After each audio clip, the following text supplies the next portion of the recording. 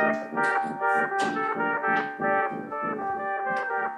as fuck, I'm so on. Give a fuck what you own. I'm the king, watch the throne. Come for me, you get gone. I go get what I We're want. back with another great Felix and Friends episode. This is with a longtime industry friend, Tony meTRo. He's a Hey, great, what's going on? great contact in here. He has a wealth of knowledge. Has seen everything from the MSOs to smaller groups. Has a great sales background, and I'm excited to be chatting with you, Tony. Man, I'm excited too, man. It's always good to connect with the homie. Like you said, I'm Tony. I also go by meTRo. I've been working in the legal cannabis industry for 6 years now. Started as an account executive at Cresco Labs, then went on to be the sales and branding manager for Glorious Cannabis. I am currently in the job market, seeking my next opportunity, but right now I'm doing some contract work for people, and I got a slew of events, some cool things coming the rest of 2025, going into the summer months. I'm super duper excited about. Nice, that's awesome. Yeah, you've been as long as I've known you, you've been one of the few people in the industry who has been as like event forward as I have, and just kind of like wanting Definitely. to be part of like kind of commingling like the hospitality and event world with cannabis, and which seems like an obvious mix of the Connection, two. But right? Yeah. but for some reason, like it takes me and you to like kind of connect these dots, right? Right. Definitely brunch and stoners, man. I'm a fan.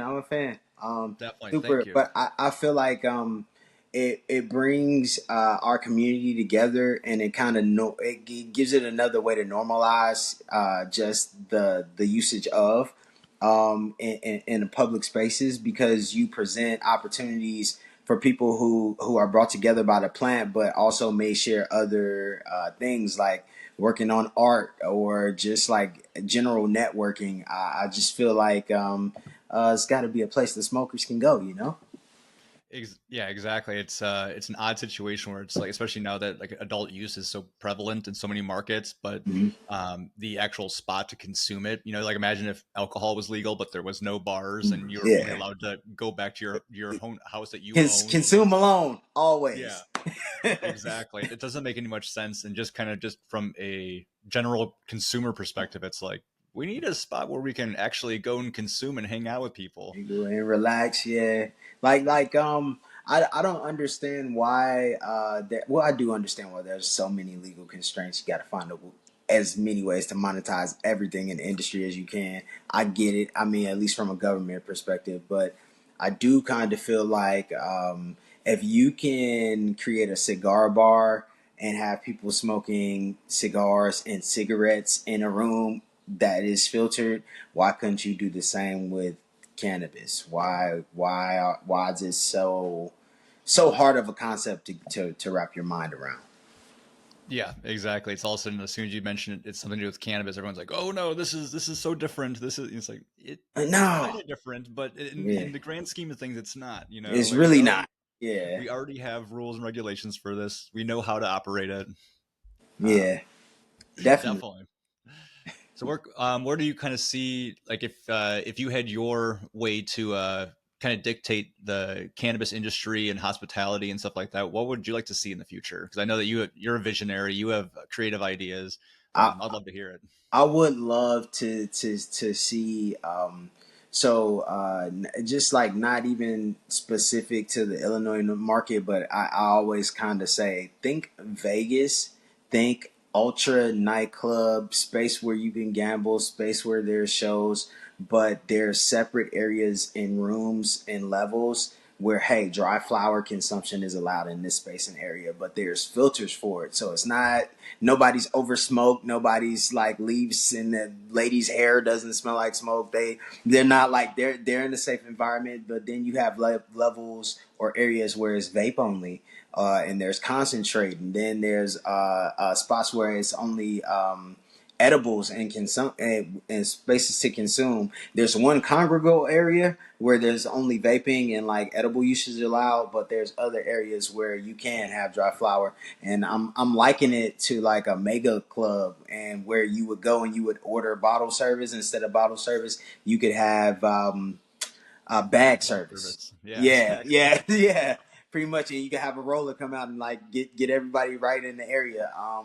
I just I see it being as fancy as we want it to be and as mainstream as we want it to be and still as chill as we want it to be at the same time. But I do think there needs to be certain areas or buildings where there's a Soho like vibe, but if you want to fire up, you just can. Nice. Yeah, the Soho Club has definitely been like an inspiration, kind of as I move forward, like what how things could look like. Mm-hmm. People know about it. It's still like kind of like a members only kind of thing where you can you can get in there if you need to, but for the most part, it's like get a membership, join the club, and then Mm-hmm. you're good to go. Right. And they have all those different kind of activities and events and Yeah. concerts and just random like pop ups going on. Same thing, cannabis gear. You can have cannabis yoga classes. You can have a meditation instructor. There could be a nutritionist there to tell people about like how cannabinoids can help their diet or affect their health. There's a lot of different like I've really sat and thought about this and like thoroughly. Like man, could have a whole resort Oh yeah. just centered around the plant, the joys of it, not just the recreational aspects of it, the health usages, and then still just allow people to have a normalized experience around cannabis. It'd be dope. Exactly. I think that's a big. I've worked with several groups and like have a bunch of stoners, so I've definitely thought about like the hospitality and how you integrate cannabis into it. And a lot of it seems to be you have cannabis is like an add-on, right? Cannabis Hmm. isn't necessarily the main That's not the feature. draw. Yeah. No, exactly. Like everybody has a living room with a couch that they can go smoke weed Yeah. on as the main Right. Right. draw, right? Right. So Right. like it's kind of like when I think of lounges, it's also like let's have a concert venue that's also a lounge. Let's have a bowling alley Fire. that's also a lounge. Let's have a Mhm. roller rink that's also a lounge, Oh, not a lounge that's trying to be a roller rink right. because Right. it Right. doesn't work that way, right? No. And so I think that just creating that entertainment and and just kind of being that draw is I think the way of the future. I think luxury is going to be in experiences and kind of like I did this, not necessarily I have this. Right, right, right, right. And it's something to commemorate it, and that's when you get into like the branding with like merchandise and things of that nature. I've always felt like the brand is the strongest thing you have in this game. Your brand can go anywhere, do anything, be attached to anything. The plant can't go everywhere. So if you build a strong brand and you build your brand around experiences and you have quality product, you'll do well in the industry. I mean, as well as you can with how tough it can be sometimes. Agreed. And I think that when people talk about like building a brand, I think that you're one of like the people that definitely stand out. I think in the cannabis, especially in the Illinois market, is who's built a Thanks for personal saying that, brand. bro. Thanks, I man. think people know who you are. You kind of have that kind of like a little bit of aura around you. People know it's not you're not just a sales rep. You're beyond that, right? The sales rep is your add-on kind of thing, where other Right, people right. make their cannabis career like their central like identifier. And I really like that about you, which you kind of like have kept that kind of like your own persona. I, And I, I I appreciate that. I want to say like a year and a half, 2 years in, I started thinking about how you would get rid of my job because I just felt like after I'm like, what am I doing and how am I delivering to people in a way that brings a value to me that kind of like where I don't need to be attached to a big MSO or a big company to have value. And like after 2 years, I really thought like, how would I, if I was a company, how would I get rid of uh, the Tonys or the meTRos and just keep one? And what strategies would I do to make sure that my brand is visible and that people are out there and to the point where this one singular or two people could very well hold down a whole state or multiple states. So I wanted to kind of leverage being able to stand in front of like we just talked about, stand in front of the product and be your own separate brand and figure out where the value is. And I found that the value was in information and connecting people. From gathering information and connecting people has blessed me in the industry, but also giving me more experiences and more knowledge about how to attack it from a marketing perspective. I really feel like you're as good as your marketing, but marketing has to have a line of sight on sales because marketing is not just making sure people are aware. We have to make sure people are aware, but we also have to market it off the shelf and the repeat sale. So like I really feel like we're going to get to the point where you're going to need hired guns for certain things and you're not just going to be able to have a salesperson or salespeople. You might need a specialty guy, or you might need somebody that needs to run through 6 months worth of product in 2 months, and that's going to have a strategy to do so. I really see the industry going like that, and I see a world where maybe we're not working for just one company. Maybe you hire Tony to move, or meTRo to move all of your concentrates and infused joints, and then this brand over here is like, hey, I need you to move apes in bulk flower. It'll be all about relationships and then creativity from that point. Definitely. And I think, I mean, there's your creative mindset going again. And I think you're spot on with that. If you look at other industries, you can take other stuff that's successful there. The wholesaling, I try not to compare liquor and cannabis, but there is a lot of parallels. Mm-hmm. They have the 3-tier system, which is not really in cannabis, but if you look at like that distributor model, it allows people to focus on what they're good at, right? Right. Right now, every cannabis company thinks that they need to be the producer, the marketer, the wholesaler, the retail store. Like they want to be everything. And it's just like, how about you're a farmer? Like focus on making the best quality, right? And then hire a marketing team or hire a sales team or something like that. You don't need to do everything in-house, right? Like, yes, some groups can, and they will be very successful. But if you're a small operation and you have a craft grow license, like focus on growing, focus on manufacturing. Don't necessarily, and take a little bit of hubris. Yeah. And if you are craft grow, like in the Illinois market, anyone I consult with, anyone I speak to, I'm like, well, how much product do you plan to have over the next 3 to 6 months? Okay. You don't need to be in every state in the store in the state of Illinois. You're going to be open to everybody. You want everyone to order, but you might want to focus on 20 to 30 solid stores where you can focus your marketing dollars and efforts into that moving off the shelf to create an order cadence. The first order is the easiest. I don't care what market you're in. I've tested this hypothesis in a few markets. The first order is the easiest. The second and the third, and getting people to come back with cadence month over month, is the hard part in cannabis, as well as collecting. But the first order is the easiest. You have to be thinking ahead as to how you're going to get it off the shelf, and how the people that essentially are repping your brand when you're not in the store to sell it from a retail standpoint, i.e. your GMs, your bud tenders, how they feel about the product, how they feel about you as a rep, how they feel about the brand. All those things are important because it's a part of the sales cycle. Definitely. And I think that is often like lost upon people just because they, rightfully so, people are so focused on getting like their operation up and going, and they have, like, oh, I have this idea for a brand. Like we've been, working in the legal system for the past, several years. Like I've just had time to build my brand in my head. Right. And so in their mind, they're just like, okay, go. They're 100% focused on that, but they don't realize that a GM or a bud tender has, 50 or 100 brands in their mind. And so like, yes, in your mind, your brand takes up 100% of your mind share, and it makes perfect sense of why it should be on your menu. And like all the key features, they're super detailed. But you're one of 100, right? And if you don't and if you don't make your brand super easy, you need to stand out. You need to have some kind of reason to, for bud tenders to actually like get excited for you, and also for customers.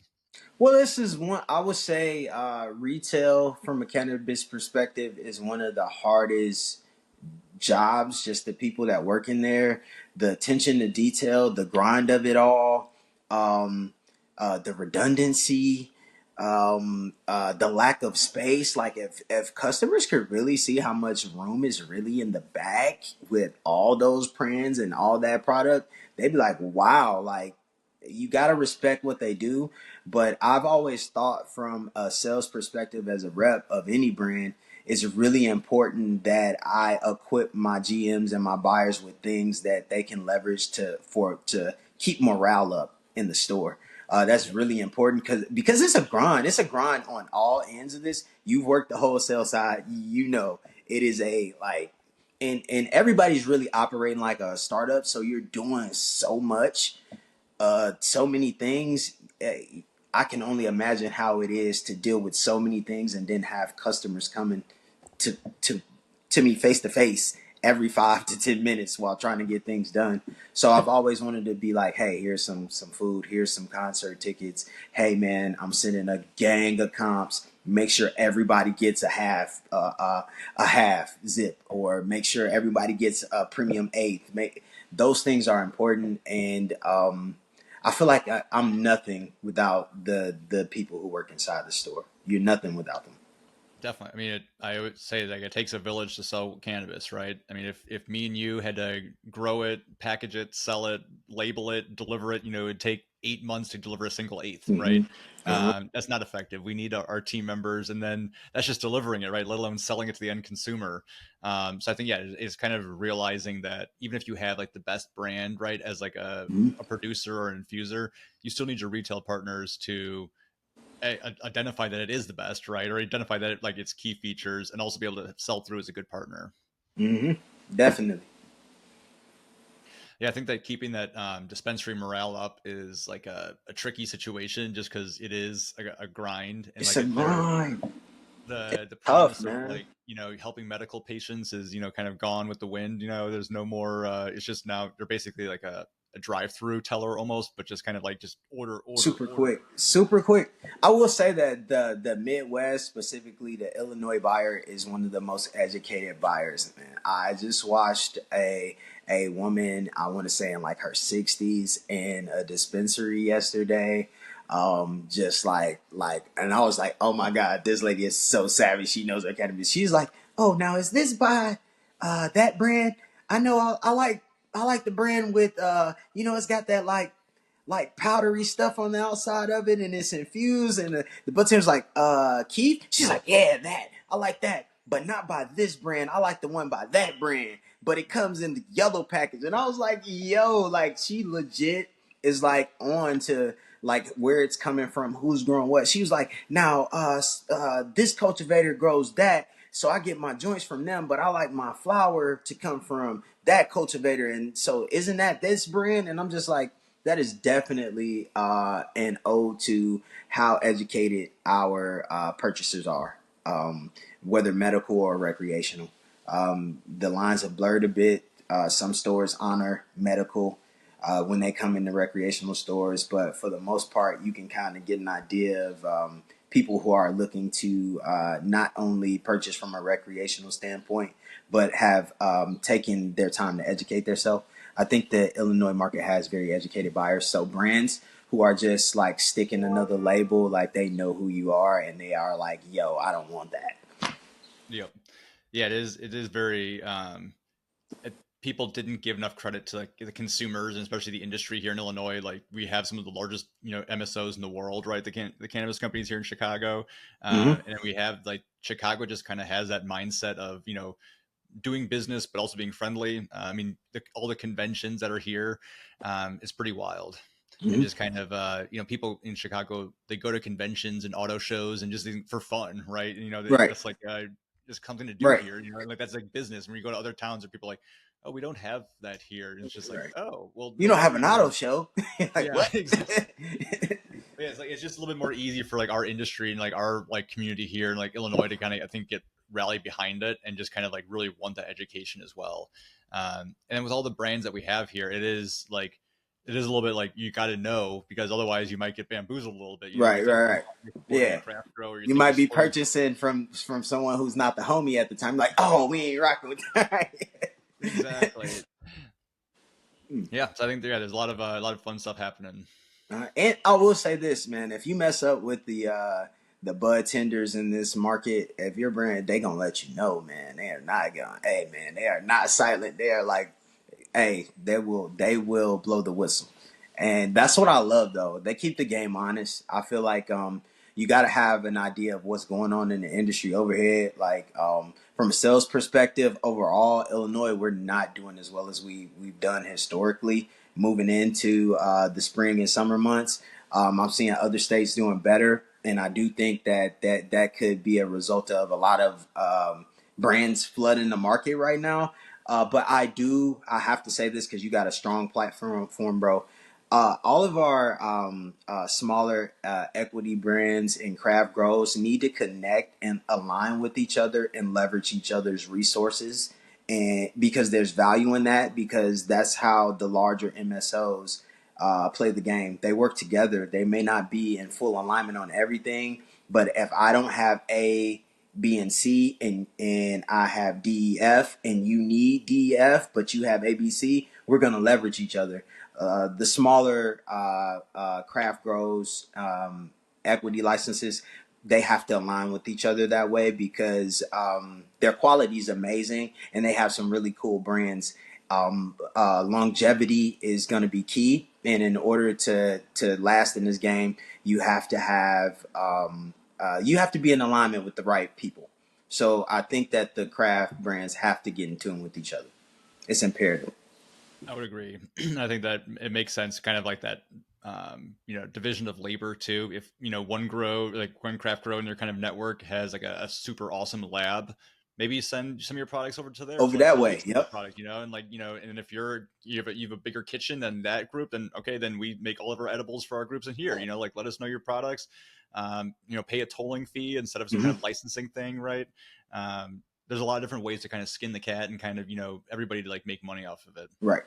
Once you're in production and everything's ready to go, everything doesn't have to be a secret anymore. Once the license is sealed and it's yours and it's in hand, you don't have to hide everything. I guess some things are proprietary, but like get in alignment with people, man. Like all of the craft grows, everything, craft brands connect, and support each other.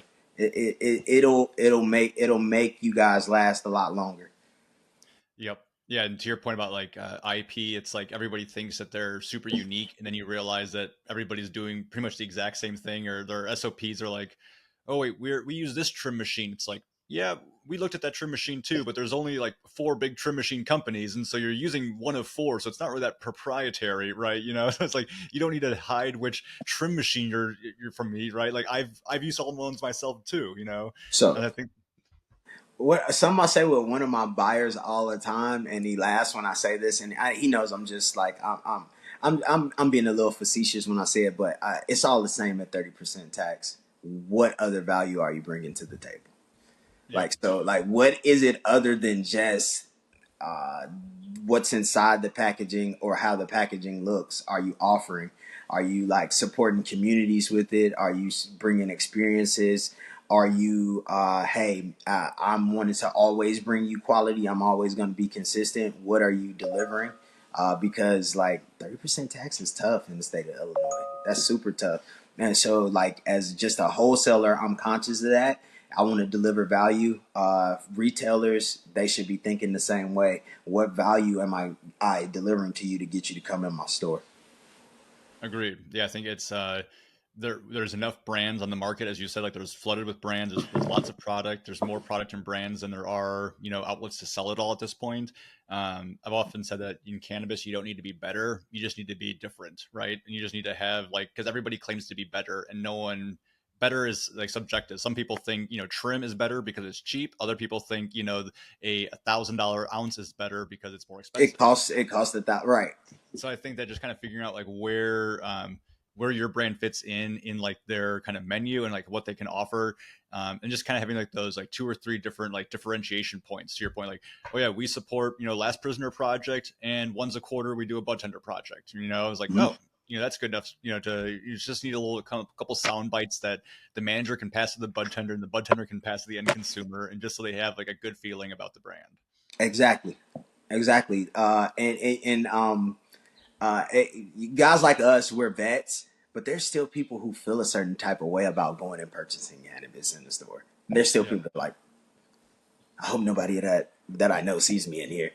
So when you deliver like things you're talking about, hey, this is how we're supporting the community. This is where your dollars go when you spend. This is how we protect the environment. It kind of disarms them and helps us to normalize because that's important. It's going to be hard for us to grow as an industry if we're not having things like brunch of stoners or venues that have lounges and allow consumption. Agreed. It reminds me back in the medical days when I was at Columbia Care, we did the farmers market in Jefferson Park, and it was just Hmm. kind of like an informational booth. And we had like big cannabis posters, other kinds of stuff, just being kind of loud and proud. And the first couple of times, everyone's like, "What are you selling cannabis? Like, what is this?" And like, Right. the Kiwanis Club that's getting donations, they're just giving us the stink eye the whole time. Hmm. But then towards the end of like the summer, it's just like people coming up to like, "Oh, thank you. Like, I'm actually now a patient with you guys, this and that," and like they talk to us and once they come up to the booth and realize how much tax dollars these dispensaries are bringing the communities, right? And just kind of like, these are good overall for the community to be here, right? We're not, you're not going to have like your local dealers or whatever like that. So people can go to one spot. It's controlled. There's security cameras. There's security. It's very safe. And it's just kind of, people are like, oh, I guess it's not that bad, and it's like helping my community out. And they actually got some extra parking spots in front of their building. Like, this is good. Right, right. It's not. Oh, hey, like, gotta get disarmed, and educating people disarms them. A lot of times, there's just like negative connotations, and people just gotta let go of the past, for lack of a better term. Sometimes people are stuck, and we're just past that. Like, you wouldn't see me and just be like, "Yo, that guy smokes like it all." Like, he's. You wouldn't think that, because the perception is like, uh you're not productive, or you look a certain way, or you approach life a certain way. Man, I run marathons, man. So it's like that. Stoners come in all shapes and sizes, man. Definitely. Yeah. Speaking of that, you've picked up running here recently and Yeah. getting all into the fitness and that kind of stuff, which I love to see. Yeah, man. So I played football in college. I've always been an athlete, into athletic things. I love to compete, and I don't know, like maybe like 2 years ago, I just started running, and I was just like, oh, I kind of like this running stuff, and I'm like, maybe I'll do a marathon. I'll do an 8K. So I did my first 8K 2 weeks ago, Shamrock Shuffle. Did Oh, five nice. miles in 37 minutes, but I'm also doing the half marathon in June. That's 13.1 miles. But I'm priming myself up for the Chicago Marathon. I'm actually running on Team Finish MS. I'm fundraising right now for the team, but my mother's an MS warrior, also a medical patient. Part of the reason I got into the illegal cannabis industry was being a caregiver, and I'm raising money for Team Finish MS. So I will send you the link and everything. And when we put this out, I would love for people to support. But I am out here putting in heavy miles. I have cut back on smoking. Like, I don't like do my whole like gram and a half or anything like that. I'm more so a one hitter. It helps with the pain, believe it or Yep. not. It really does. Helps keeps the joints loose. But I am thinking I am definitely a runner now, and I am planning in the future to like do some half marathons and marathons in other states and countries. Very cool. That's awesome. That's when I was younger, I didn't realize how big of a thing the Chicago Marathon was. I Mhm. was like flying back from Denmark when like I lived over there when I was younger and like kind of visiting. And I Dope. remember flying back like one summer and just being like on the plane and I was just talking to this dude and it's like, oh, so where are you going? Just being like he's like, oh, I'm flying over the Chicago Marathon, and I was like, to Chicago, like what? Like what is that? And he looked at me like, wait, you live in Chicago And and you you don't don't know know the about. Chicago Marathon? And I was like, isn't it like the running thing? And he's like, half the people on this plane are going there. Like, and I was like, what? It's that big of a It's a thing? big And deal. yeah, It's a big deal. That was 48,000 people last year. wow, yeah, it's Yeah. I mean, it's impressive. I remember after the race, I saw I was walking down the street and like a lady walked by with their medal on, right? It's like they're they finished, right? Hmm. And then a family was walking right in front of me, and the little boy goes, "Is that lady wearing her medal? I thought that was yesterday." And the dad goes, "I would be wearing that medal all year long if I did that. Like, to show her some respect." No, listen. After I wore my little AK medal the whole week. Like, I wore it the whole week after. Like, I was walking around with it. Like, it is definitely a trophy. And you feel the energy. There's about 23,000, 24,000 for the Shamrock Shuffle. You could feel the energy, and you can tell like the people who like run from the people who are like just out there just like for fun. Like, the runners were all like super chill, arms folded, had on like a bunch of clothes, like they did their warm up, and we were in corrals waiting for the race to start. They were chill, but as soon as the race was getting ready to start, They like that, like they hit the gun and we start running, we start moving, and they just start taking off clothes, throwing it to the side. I'm like, what is going on? You're not gonna grab your stuff? And I'm like, no, he about to run this 5-minute mile. Okay, yeah, it was a good experience. It was almost like being on stage. I would say it was the same type of energy. It wasn't quite like being on stage performing, but it was a close second. Oh yeah, that must be, and just kind of having the people around you cheering you on, and that group mentality of just everyone kind of running together and kind of doing it like some big accomplishment together. Like it Definitely. must be a vibe. Definitely. Definitely. It's definitely a vibe. The signs were crazy. They were like, hey, you're running better than the government is right now. You should be proud. I saw a few cool signs. That's awesome. It's always fun to see that. I lived over on Jackson like a couple years ago, so we got to see the Chicago Marathon like run past us, Okay. and the group that was like actually competing for like the time trials, like Uh-huh. they were so fast, and then like all of a sudden Smoking. like, wait, there's people Blazing. outside. This wasn't supposed to be for another like couple hours, and then you go out there and you're like, oh look, and they're like, where's everybody else? You know, and then like you're waiting there, like we Yeah, wait for like a good hour, and then the rest of the people are then coming. more It's like, people come. whoa, Yep. like those dudes are and ladies are The- fast. Like holy and moly. and it's like a rhythm. The rhythm never breaks. It may slow down and then it may speed up, but that rhythm, that the foot, the stride, it's like I'm watching. I'm like, yo, you're a machine. Yeah. Yeah, it's that's a different type of mentality. You're built a little bit different. I don't think in my current state I'll say I can't do that. Hmm. Yeah, and then did you know they have pacers? Like there's people like who professionally their job is just to be the pacer for like 8 to 10 miles of the race for the runners. Like the Oh, the front runners, like they have pacers, so they like don't zonk out. So that like for 10 miles there'll be a group of like four guys in front of them, kind of like keeping them at pace, and then like another group will come in, and then when they get like on the last 3 miles, it's like so you get your little like cheering squad, little entourage. yeah, Like, just go like guys, keeping go. keeping you at pace because I can imagine you could get in the rhythm and probably zonk yourself out by like mile 20 if you don't know like exactly how you're moving. Yeah, it's like either like I need to move faster or I'm moving too fast. I need to Too slow fast, down, right? you know. Yeah. And then you're like all of a sudden you're like, wait a second, why is that crowd getting bigger behind me? You know, it's like, oh shit, I'm not going fast enough. No, but so I've been watching marathons on YouTube to to like learn. Like I'm just like that. If I'm in something, I want to know as much as I can. So I'm just watching. I'm like great stride, like man. But there's always one Iron Man who thinks he's gonna whoop everybody, and he's like killing everybody for like 17K. And then like when he hits that 18K, it's like everybody catches him and they end up not even placing. And I'm just like, dude, you had the race for the whole race and just lost it in the last like 10K. So I'm learning a lot about strategy, but I liken it a lot to goals and business and how I want to operate and move. There's a lot of parallels. So I'm learning a lot about myself in this marathon season. Nice. And then I would also imagine you get a lot of time to kind of just think while you're running as well. You know, it's probably a good, you know, The therapy to IP think is for. going crazy right now. Oh man, the ideas are like really fast. If they're good enough, I'll stop and I'll like note it down real quick and then just keep running.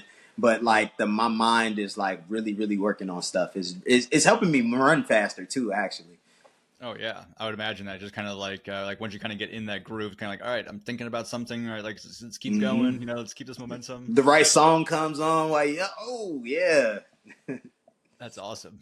So what do you got planned for this summer aside from running a whole bunch? You got any fun shows or any Yeah, the activities? so I'm definitely planning on last year my sister and my wife and I did Lalo. My sister's 16, she'll be 17 next week actually. So we're gonna do Lalo again this year. Definitely got to go see Kendrick and SZA somewhere. So Yep. my wife and I are trying to decide if we're gonna go to another state or see him here in Chicago. Um, Other than that, there's some super duper cool events that are gonna start popping up pretty soon. Um, I can't say much right now, but it'll be cool. It'll be everybody's gonna know when it's time. Everybody will know. I will make sure everyone knows. But other than the marathons, just fundraising for the team. I'm gonna be doing some couple pop up concerts for fundraising for Team Finishing Mess. And man, I'm just gonna have a ball. So you will see me outside this summer. I'm gonna. Nice. My wife and I will be everywhere. So if you don't see me physically because you couldn't make it, you will definitely see video. Nice. That is awesome. How did like how long have you been into music? Like that's you're one of like the music OGs that I know in my like network, and it's cool to see that because I'm the complete opposite. I almost failed third grade music, so I barely skated by. Well, I got into music in. So I want to say I released my first song in 2018 or 2019, but I used to work in insurance before I got into cannabis. I was working in commercial insurance. My niche was entertainment, so I was insuring a music studio. And the guy that I insured the studio for had a record label. It was a very, very nice space, but he needed someone who was responsible to like open up the studio for his artists. So I was like, man, I got you. I can do that. So I was opening the studio, but I had a friend of mine that was a producer and I wanted to help him like get on. I thought he made great production. He was like, I got enough producers. I need a songwriting team. So I had my friend, the guy I was trying to help him sell his beats, make a few beats, and I just wrote songs. Like I've written speeches my whole life, like political speeches, stories. Like I love writing is something that I've always liked to do, and I'm like, can't be much difference between a song and a poem. So I wrote the song, I referenced it, and what happened was the artist like kept me on the reference. They like, we're gonna leave you on this 8 bars and then on that other 4. And I was like, all right, cool. And then I was referencing more tracks and doing more songs for him. And I was like, yo, I might be an artist. They keep keeping my parts and using all my words. Like maybe I should try this for myself. So with that key that I had to open up the studio, I found myself spending the night in there sometimes, like just like recording myself, learning what I could do. And like ever since then, I knew I would make music for the rest of my life, no matter to what level I did it. I just love to create, and I'm pretty quick with it. You give me the right beat, in 20 minutes you got a whole song laid out, structured. It might not even be something for me. So I like it. I love it. It's definitely a stress relief, but with the right marketing budget, I think I could really make some waves with music. I just need a little bit more scratch. I know what to do with it. That's that's the part that I think people don't realize. Like launching a brand, it's like it's the build and they will come is like not necessarily like you need to market it, and like learning how to market and being effective with that and getting the attention on it. You know, that's the hard part. Yeah, then very very few things go viral without the equation. Like people say things go viral, but sometimes you're building to that. You're building to that one viral moment, and everything just has to be ready for it. You know. Yep. Yeah, I've seen like on LinkedIn, everyone being like, "Oh, let's make this thing go viral." Like all the social media managers, they always joke about how their bosses like, "Oh, make this go viral, make this go viral." It's like, I don't think their bosses would even be ready if a clip of their content did go ready, like oh, did go viral, right? It's like, Yeah. what are you going to do with 1 million views? Are you ready to capture that, or like get an email list going, or like retarget them through e-commerce? It's Hmm. like, Yeah. no, you want to go viral just because of like your vanity, essentially. Yeah. No, no. So look, like if there's no follow up to going viral, man, it's just a post that got like a whole bunch of views. Like Yeah. if you don't have anywhere to send them, and there's nothing next, like those views do great. But I'm in a world now where I'm looking at how do we make this a cycle. Where is this post taking you to, and how do I collect information from you on what you felt, what you thought, what I sold to you through it, so that I can rinse and repeat. I'm really wanting to get behind the data of what's happening, the how more so than uh, the how and the what, not just the who. Yeah, yeah, we've done the why. We already know why. The customers Hmm. need it, consumers need Hmm. it, everything else. I remember like just back in the dispensary days, like when finally like online, menu building or like the cart building, kind of like you could order stuff online to dispensaries happen, and then customers coming in like expecting the same e-commerce experience, being like, oh, can I get a notification when the G6 comes back in stock? It's like, oh, that's a great idea, but that is not possible, And then they're Hmm. like, well, what about? And then you go from like the marketing teams, like, well, we got the G6 back in stock. Can we send an email to everybody who bought G6? It's like, Technically, yes, but we would need to pull out of data. Like it's just too clunky, right? And then to your Mm-hmm. point, like it needs to be smooth, and we need to like bring this back into cannabis, and just because people deserve a good experience, it's like people think about cart upsells is just for e-commerce, like making more money, but it does make the consumer's life a little bit easier and better. It's like, oh yeah, I didn't like that product, or yeah, that was Mm-hmm. back in stock. Let me grab that. Yeah, no. This is we work in a game where what you prefer might not necessarily always be available. So if you know what you like and you go to a store 3 times a week for it, there's a good chance one or two of those times they might not have exactly what you're looking for. They can get you something comparable. Understanding that it is very important to kind of know from a wholesale perspective how your stores buy and what they need and how it moves, but also just being able to educate the retailer on what's inside your product so that if there's somebody who is coming for a medical reason, they can find those terpenes or find the product they're looking for with someone else. I liken it to like, so not too far from my house, they just opened a Cane's. Me and my wife love Cane's. We also like Chick-fil-A, but we're Cane's crazy. Cane's is like, you can see Chick-fil-A from Cane's. They are helping each other as much as there is competition. Like the fact that they exist in such close proximity, they're helping like their industry. The economy of that portion of that neighborhood is doing better because they exist next to each other. Cannabis brands should think the same way, educate the same way, and it's kind of time to get past THC percentages. We need to educate people a little bit more on how to take the ride they're looking to take with the product they choose. Exactly. Yeah, it's the whole like Pepsi and Coke thing where it's like it's not choosing whether you want to have soda or not. The question is, do you want Pepsi or Coke? And Coke, it's like, right? oh, well, yeah, clearly Coke, but You're right. then Of it's course. just like, and then when you frame it that way, it's just like the whole like psychology of like people, the way you frame thing and the way you frame stuff like that, right? It makes a big difference. It also makes it easier for the end consumer again, where it's just like, Mhm. do you want instead of just saying like what cannabis product do you want, right? Because like they're like, I don't know, like I didn't even know that sublinguals was an option, kind of thing, right? But it's just Right. kind of like, what are you looking, what effect are you looking to get? Like, okay, we can guide you there. What products did you like in the past? Okay, we can find comparable ones, or we can get you that exact same one. Hmm. And there's a large number of people that don't know they don't have to smoke, and that there's some products that won't get you high. They'll just make you feel better.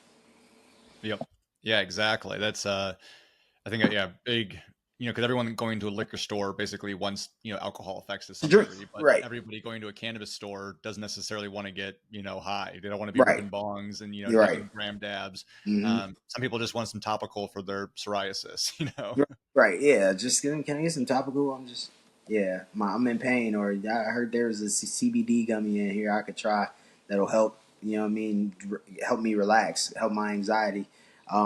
It is definitely. There was a time when we just first went from medical to rec. I thought all was lost, but it kind of like trended back toward the educating and wanting to care about the customer, because for a while when we first went rec, it was just like, I think bud tenders were overworked and it was a very large lack of education for a lot of new entrants into the market. And I think that that didn't help us much with reaching new buyers, because there was just like this like overload. Because when it happened, it just happened. It's like, it's happening, and then it was just like people came out of nowhere, and then the med patients were PO'd because the recreational people were always in the way, and the products they were used to getting weren't available, and then it was tough. It was a tough time, and I'm glad we trended back toward some normalcy. But now I feel like it is time to like really not just say we're educating people, but like really like focus, have marketing campaigns focused on education. People need to know what products exist, how they can medicate, how they can recreate, what effects they get from certain terpenes. It's time for people to be able to have those conversations. If you drink tequila, you know what type of tequila you like when you go to the liquor store. You know the different types of tequila. Same goes for brandy or whiskey or vodka. It's the same idea with cannabis. And I think we're gearing toward that. It's time for people with that scientific knowledge to make people tell you, hey, I don't know what you're talking about. Tell them everything you know? Exactly. Yeah, that that was something that got lost in the adult use transition, where the medical market, like every transaction, every type of like conversation you had with a customer was revolved around that kind of effects and feelings, and there was some terpene talk and definitely a lot of bro science. And I think a lot of it now is just kind of, all right, did you order at the kiosk? All right, here's your order, kind of thing. Cool. Well, Tony, this has been great chatting with you, getting to learn a little bit more about you and catch up, and hear all about your thoughts on the music industry, where brands are going, how to be a great wholesaler. If people want to get in touch with you, give you some opportunities, or just kind of connect, where can they find you? Okay, sure. So you can find me on LinkedIn. I am Tony, in parentheses, meTRo, meTRO, close parentheses, Roby, Roby. You can also follow me, find me via Instagram at Vibes, Vibes, with meTRo, meTRO. So I'm the same on all social media, so you'll be able to find me that way. If you'd like to shoot me an email directly, you have any questions, concerns, or you'd like to collab, you can email me at ROBY, the numbers 4244 at gmail.com. And I'm open. I'm always open to collab. So, like, don't hesitate to ask. I will give my phone number, but this is going to go on plenty public places. I don't want to do that. No, definitely. And we'll make sure to include your Instagram and your LinkedIn handles like in the show notes, so people can just do the easy click there. Tony, you've always been a great contact in the industry. I'm looking forward to spending many years together collaborating, and hopefully doing some cool Tiny Desk Brunch of Stoners things this summer, and onward and upward from there. Let's do it, man. It's Felix. You're one of the most solid people in the industry. Everybody I talk to who knows you, which is not very many people who don't, like, just thinks the world of you. I do too. You're super dope. Can't wait for us to make some plays this summer, man. Awesome. This has been great. All right, bro.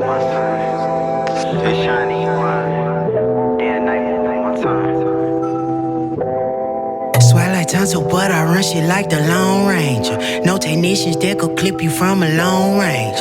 I'm the king, go to hill, I sell that propane. God body, big stepper, I'm the boss. See me when you see me, man, I'm out here paying costs. Way too far ahead, you done already lost. Swag like Rolling Stones, meTRo can't gather no most. A mansion to you, but to me it's just a house. Everything I want, got in time, I'll figure out. Everything with intention, I could never ever doubt. All with intention, I don't do nothing for clout. Altar for ancestors at the entrance of my house. Before you judge the cover, better live what you about. Prayed on my soul, devils tried to take me out. No weapon formed against me and they can't figure how. Said that you it, I agree, you's a clown. Tony move a ton, y'all still talking about a pound. meTRo run it up, like a carved the picture out. I'm a big stepper, movement speaking for me now. Swear like Tonsil, but I run shit like the Lone Ranger. No technicians that could clip you from a long range. I'm the king, go to hill, I sell that propane.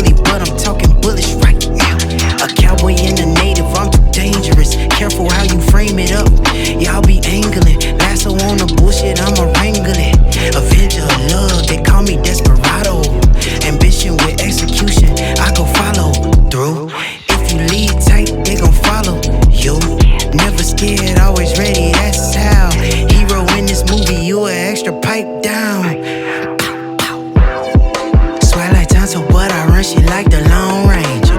No technicians that could clip you from a long range.